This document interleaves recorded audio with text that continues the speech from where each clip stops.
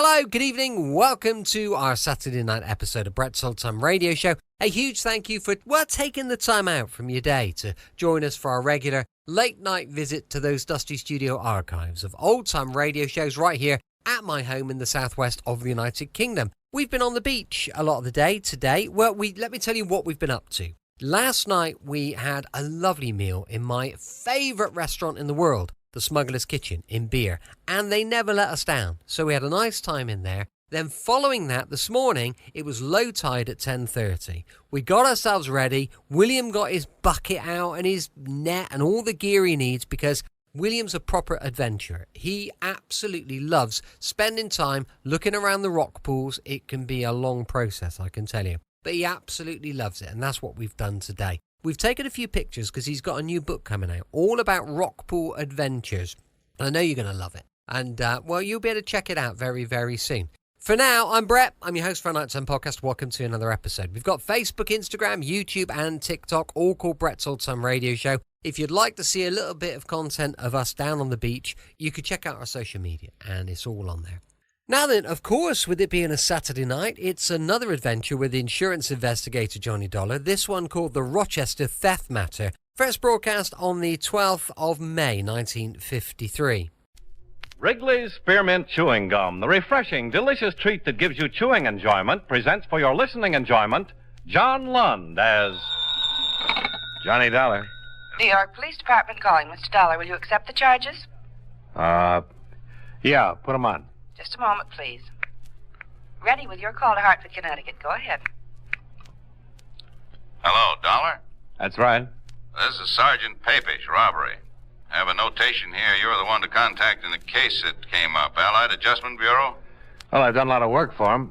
What's it about, Sergeant? Well, we've recovered a mink coat you were looking for about 6 months ago. Oh? Yeah, stolen from a party named Jacoby in Rochester. The Jacobys are in Europe right now, but the furrier's already identified it as the one he sold to him.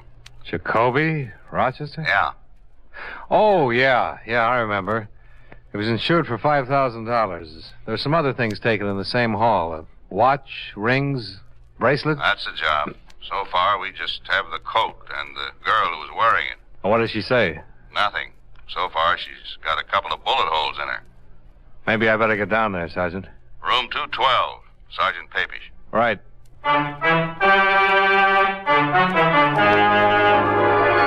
The makers of Wrigley's Spearmint Chewing Gum bring you John Lund in a transcribed adventure of the man with the Action-Packed Expense Account, America's fabulous freelance insurance investigator. Yours truly, Johnny Dollar.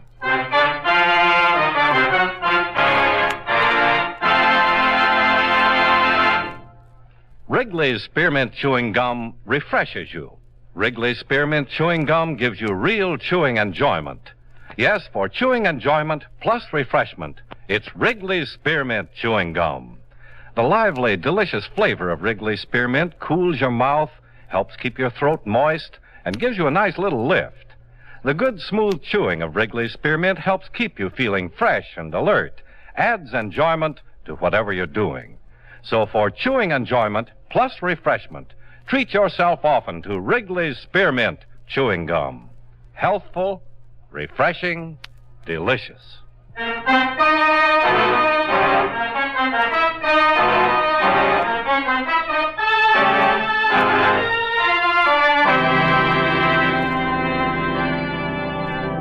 Expense account submitted by Special Investigator Johnny Dollar to the Allied Adjustment Bureau, Markham Building, Hartford, Connecticut.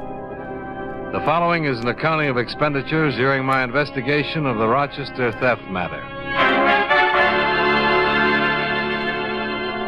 Expense account item 1, $1.65. Person-to-person collect call from Sergeant Papish, New York Police Department. Item 2, $32.56. Train fare and incidentals between Hartford and New York City after clearing authority to resume on the Jacoby case. It had been stalemated 6 months before when the Rochester police and I were unable to recover any part of the items stolen from the Jacoby residence. I arrived in New York at 1:35, dropped my bags off at the New Weston, then went directly to the Metropolitan Police Station.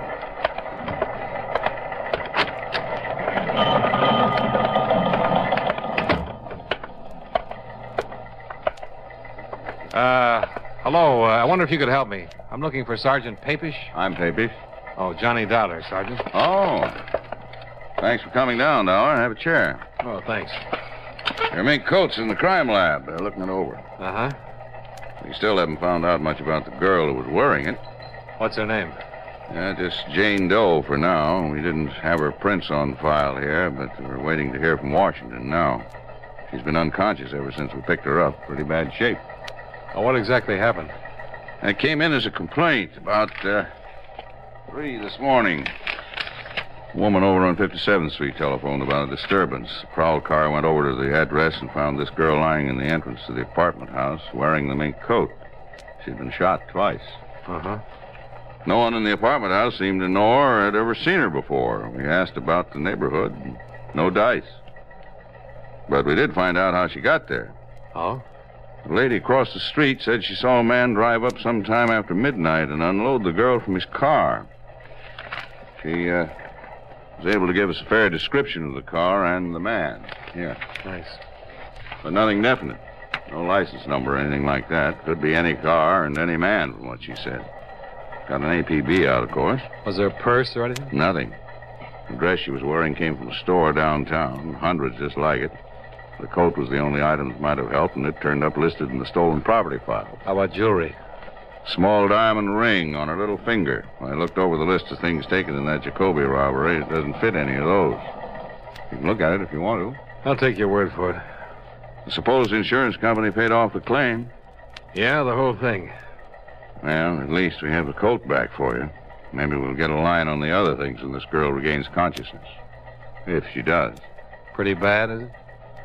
Yeah. Nice-looking girl, too. Only about 25 or so. Excuse me. Sure. Robbery, Sergeant Papish. Oh, let me get it down here.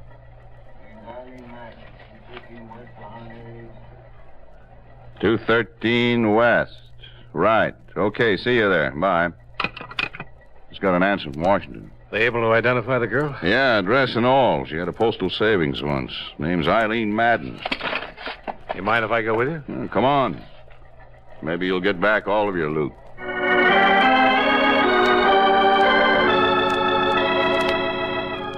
I accompanied Sergeant Papish to the address for Eileen Madden. Turned out to be a fairly nice apartment in a fairly nice neighborhood.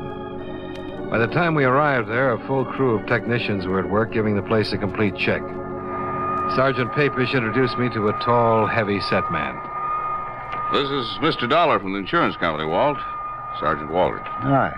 How are you, Sergeant? Oh, fine. I'm afraid we haven't done any good for you so far. Haven't found anything here to go with that mink coat. Oh. Have you talked to anybody around here yet? Just getting started on it. The lady who lives across the hall might be able to help us. Where is she? In there. Her name's Ethel Stromberg. Mrs. Okay. I'll take it here. Right.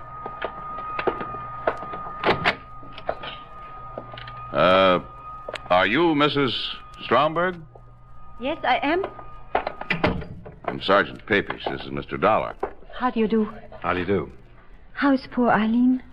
Not very good, Mrs. Stromberg. She's still unconscious. Oh, dear, that's terrible. It's just a terrible thing. Where is she? I'd like to go to see her if it's possible. She's at the police emergency hospital right now, Mrs. Stromberg. I'll have them phone you when she can see people. Well, thank you. What an awful thing. How did that happen? What's that all about? Maybe you can tell us something about her, Mrs. Stromberg. Where she worked, how she lived, what people she knew. Oh, dear. How long have you known her? Well, I moved in here about 5 months ago. I met her the very first day. Mm-hmm. Nice girl? Oh, yes, very nice girl. Quiet, minded her own business. Do you know where we can contact her family? No, I can't help you there, Sergeant.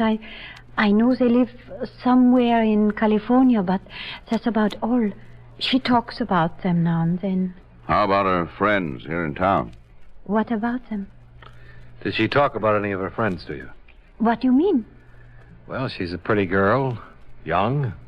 Boyfriends, maybe. Yes, she did talk about them now and then. You suppose one of them had something to do? Mrs. Stromberg, Eileen Madden was dumped from a convertible last night after she'd been shot.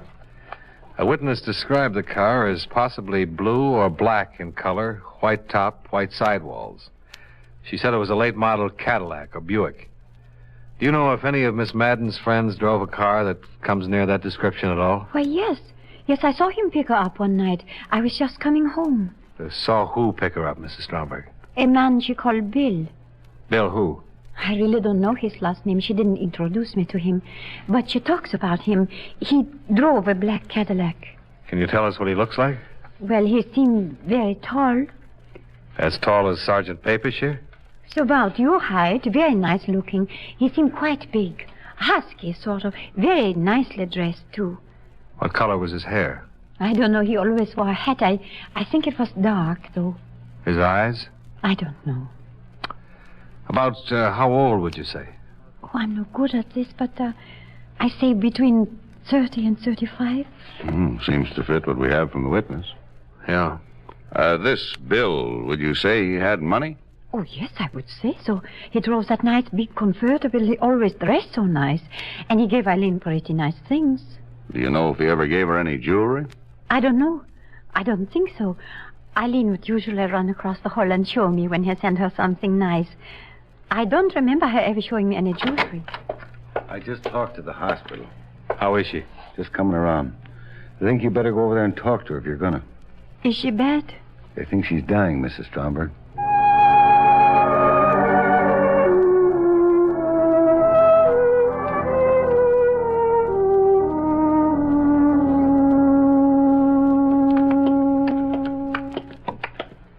Think she'll make it? Hard to say right now. Sometimes they rally. She must have been in their doorway a half hour or better before we got to her. Mm-hmm. She said anything, Doctor? No. You might have to wait a little while for her to come around. I see. I'll tell you both. Ask what you have to know quick. 2 minutes is about all I can give you with it. Sure, Doctor. Oh, better put your cigarettes in that. Oh, yeah. Yeah. All right, miss. Okay, boys.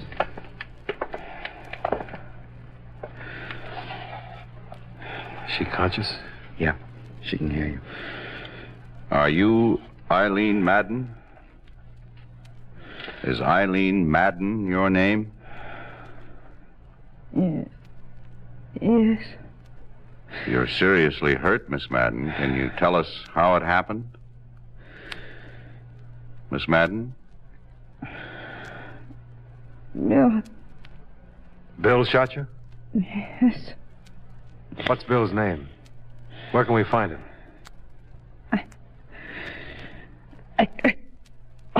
Doctor. Watch out. Nurse, hand me that.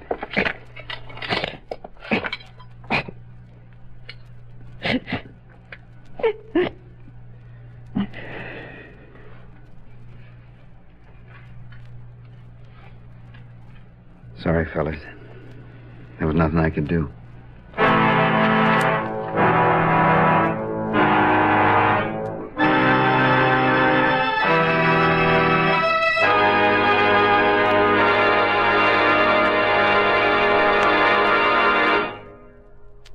Friends, wherever you are, whatever you're doing, you'll enjoy chewing Wrigley's Spearmint Gum.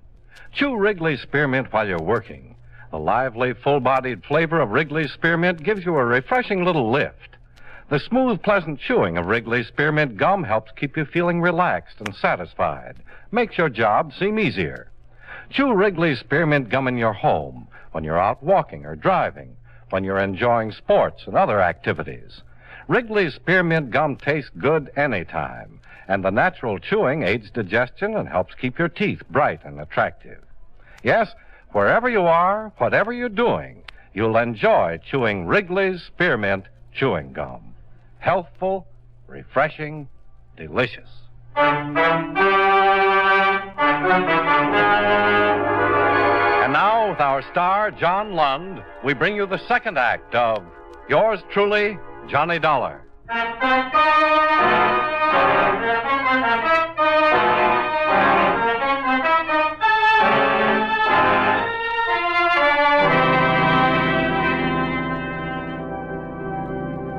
Eileen Madden died at 3:35 in the afternoon without giving us the full name of the man who shot her the night before.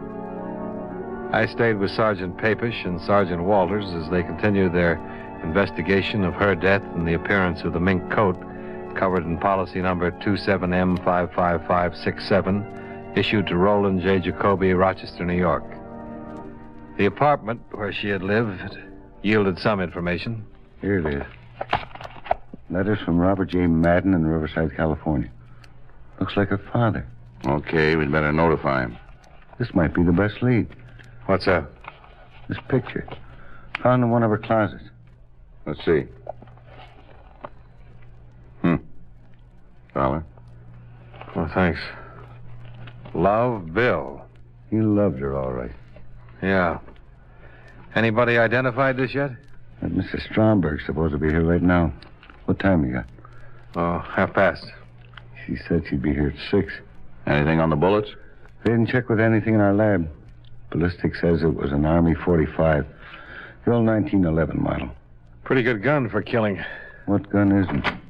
Oh, I got the wrong room at first. Oh, come in, Mrs. Stromberg. You remember Sergeant Papish and Mr. Dollar? Yes.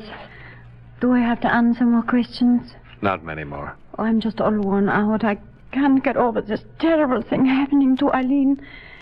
Did you get in touch with her family? Business office is doing it right now. Oh, dear, what a terrible, terrible thing.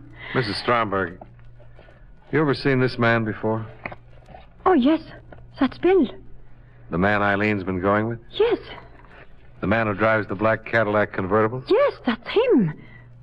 But did he do this terrible thing? It looks that way, Mrs. Stromberg. Oh, dear, dear. Sergeant Papish. Yeah. Yeah, right. Goodbye.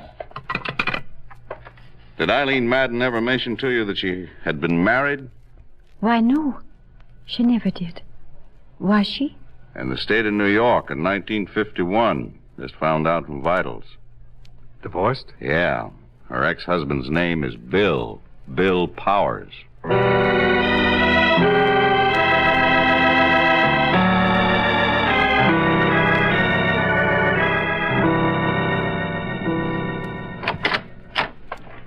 Sergeant Papish, this is Mr. Dollar. How do you do? What's the matter? May we come inside, Mr. Powers? Sure. Well, what's this all about? Do you know a woman named Eileen Madden, Mr. Powers? Yeah, sure. We were married once. Why? Eileen Madden was shot to death last night, Mr. Powers. Eileen? Yes. What? Are you sure? We checked her prints. Oh. Shot? Yes. What? Oh, what happened? How could a thing like that happen? That's what we're trying to find out, Mr. Powers. I can't believe it. Eileen dead. Have you seen her lately? Well, yeah, I saw her last week. Had a drink together. Are you sure it's Eileen? We'd make sure before we came around with news like this. Mr. Dollar represents an insurance company, Mr. Powers. Miss Madden was wearing a stolen coat when we found her. Stolen coat? Yes, a stolen mink coat. Was she ever in trouble anywhere? I don't care what she was wearing. Eileen never steal anything. She was a fine girl, a wonderful girl. I was a fool to ever let our marriage go on the rocks. Can you come with us, Mr. Powers? Where? We need a positive identification. Sure. Sure, Sergeant. I'll be right with you. Want to smoke? Thanks. Well, he isn't the bird in the picture. No. Did you see the car in the driveway? Yeah. 51 Caddy, black convertible.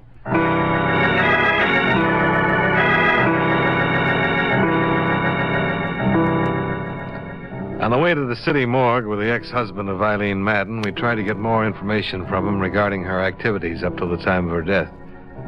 But Powers seemed so distraught that he could only speak of their short marriage and the reason it had ended. It was an old and especially sad story of a man who couldn't provide well enough for a beautiful wife. However, once he'd seen her body at the morgue and identified it, he seemed to get better control of himself. We all walked across the street for coffee. I hope you get whoever did this, Sergeant. I hope you get him fast. We sure want to, Mr. Powers. Why would anybody do that to Eileen? Why? Maybe you can help us answer that. Oh, you're just interested in that coat you say she was wearing. Well, mister, I don't believe she was wearing a stolen coat. What do you think of that? I'm just looking for the facts, Mr. Powers. I'd like to prove what you just said as badly as you'd like to have it proved. But we have to start somewhere. You can understand that. I suppose so. You told us you saw her last week for a drink. That's right. Have you been seeing her right along? Yeah, sure. Did you know that she's been going with somebody else? Sure. Then you know Bill? Bill Chambers? Yeah. Well, I don't know him, but she talked about him a lot. Is this Bill Chambers, Mr. Powers? Yeah, that's him. I thought you knew. You're sure this is him? Sure. This picture was in her place. I went there one day and saw it and asked her who he was. Eileen told me all about him. What did she tell you about him? Why, she said she was going with him. She told me that he wanted to marry her. Said he had lots of money. Did she tell you where he works? No. Or what kind of work he does? No. You know where we can get in touch with him? No, I don't know that either. Say, do you think he might have done this to her? We'd like to talk to him. I know she's been going with him for a few months, what she told me. And you've been seeing her the same time she was seeing Chambers? Well, yeah, that's right. She didn't want to marry him. She wanted to marry me again. You know what kind of a car Chambers drives? Cadillac. Thought you never met him. Well, she told me about his car. It's another thing. I went out and bought one myself. I thought it might do me some good with her. Mm-hmm. Were you at home last night? Yeah. Can you prove it? Yeah. I was home. She was out getting killed.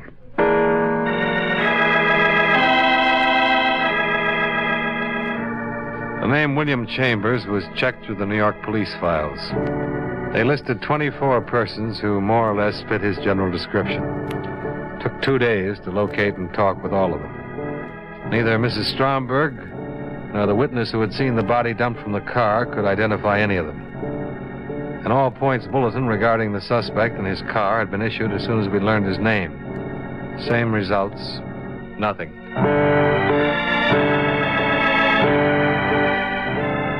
On the third day, the pawn shop detail turned up 2 more items that had been taken in the Jacoby robbery. There they are. Huh. Watch and ring. Jacoby stuff? Case numbers on the watch checkout. The ring's engraved. Where'd they wind up? Shop on 3rd Street. The proprietor says it was sold yesterday. Man who sold them signed the buy book James Agenian. How about his description? Fitz Chambers down the line. Well, at least he was still in town yesterday. Yeah, but his stuff's been on the hot sheet for a long time. If he's had any experience at all, he knew he was taking a chance trying to unload it. Probably trying to raise cash to get out of town. That's what I was thinking. Huh. Gave him an address on Polk Street. A vacant lot. If he keeps on trying to unload it, I'll have all the loot back. If he keeps on trying, we'll keep on trying. Well, they found his car. Where? Used car lot in the Bronx. He sold it at 10 o'clock this morning.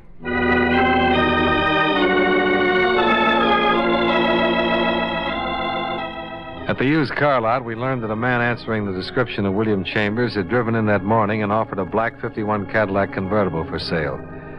The used car lot manager had finally settled on a price and made out a check. He reported that the man had seemed extremely nervous and anxious to make a quick deal. The car was impounded and examined. A full set of fingerprints on the steering wheel and dashboard gave us a positive identification of William Chambers. William Carlson, alias William Carls, William Charles, Walter Cameron, male, Caucasian, age 33, 178, 6'1". Let's see, 14 arrests, 2 convictions, both car theft. Quite a lad. Aren't they all? Doesn't look like a killer, though, does he? I don't know. What's a killer supposed to look like?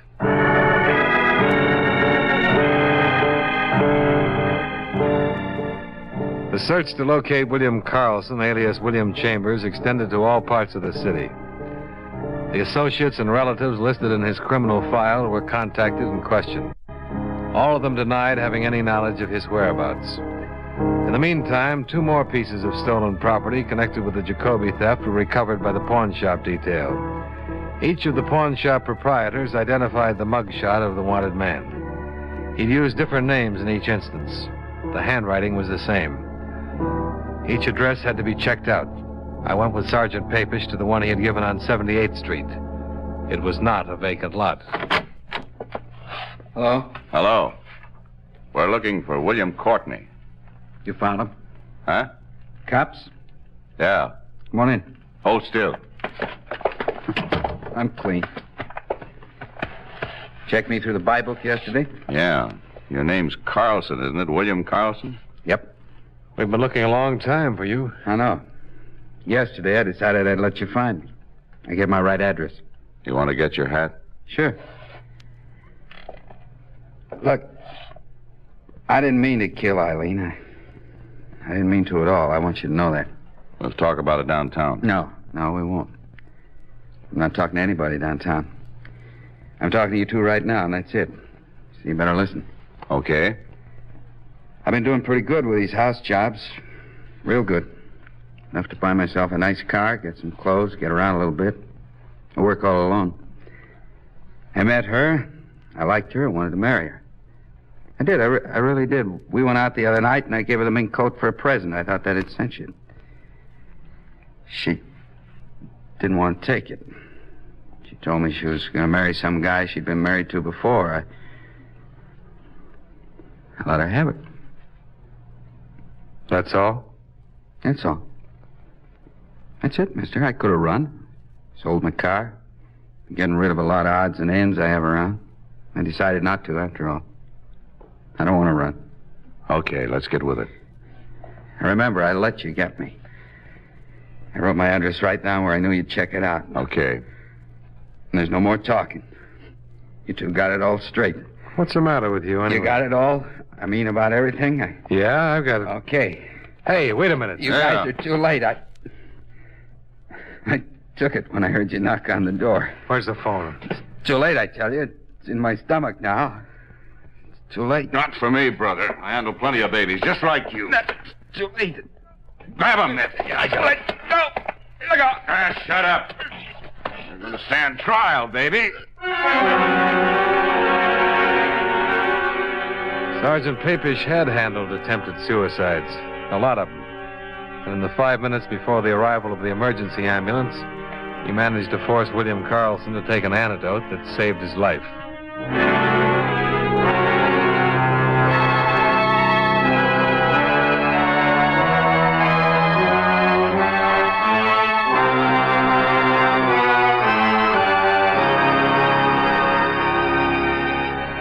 The remainder of the Jacoby theft items were found in and around the apartment of the suspect, along with other stolen property listed with the New York police. All of the articles on the enclosed list have been impounded and will be available following the trial of William Carlson. Expense account item 3, hotel and board while in New York, $88.65. Item 4, same as item 2, transportation back to Hartford. Expense account total, $155.42. Remarks? Please file a copy of the above report for the information of William Powers in regard to his ex-wife, Eileen Madden. I think this is what he wanted. Well, that's it. Yours truly, Johnny Dollar.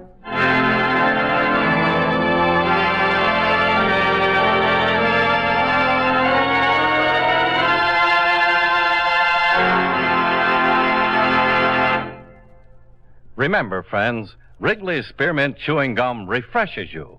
Wrigley's Spearmint Chewing Gum gives you real chewing enjoyment. The lively, full-bodied flavor of Wrigley's Spearmint cools your mouth, freshens your taste, sweetens your breath. The smooth, pleasant chewing of Wrigley's Spearmint helps keep you feeling relaxed and satisfied, makes whatever you're doing more enjoyable. Yes, for refreshment plus chewing enjoyment, treat yourself often to Wrigley's Spearmint Chewing Gum. Millions enjoy it daily. Get a few packages and always keep some handy. That's Wrigley's Spearmint Chewing Gum. Healthful, refreshing, delicious.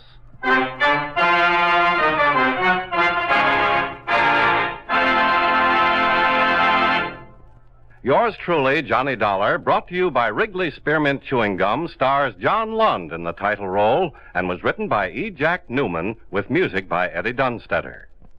Featured in tonight's cast were Virginia Gregg, John McIntyre, Jim Nusser, Jeanette Nolan, Victor Perrin, and Bill Johnstone. Yours truly, Johnny Dollar, is transcribed in Hollywood by Jaime Del Valle.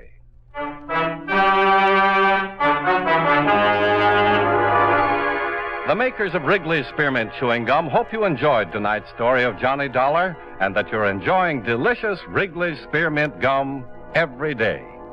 This is Charles Lyon inviting you to join us again next week at this same time when, from Hollywood, John Lund returns as Yours truly, Johnny Dollar.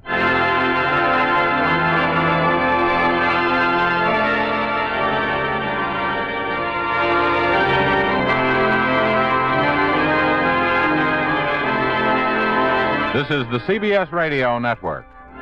Why let your Welcome back. Hope you enjoyed our latest adventure with Johnny Dollar. And don't forget, we're back with more adventure tomorrow with The Man Called X, going live at 5 p.m. UK time. Thanks for listening. I'll be with you 7 days a week, each and every week. And I'll see you tomorrow on Brett's Old Time Radio Show. Love you. Bye.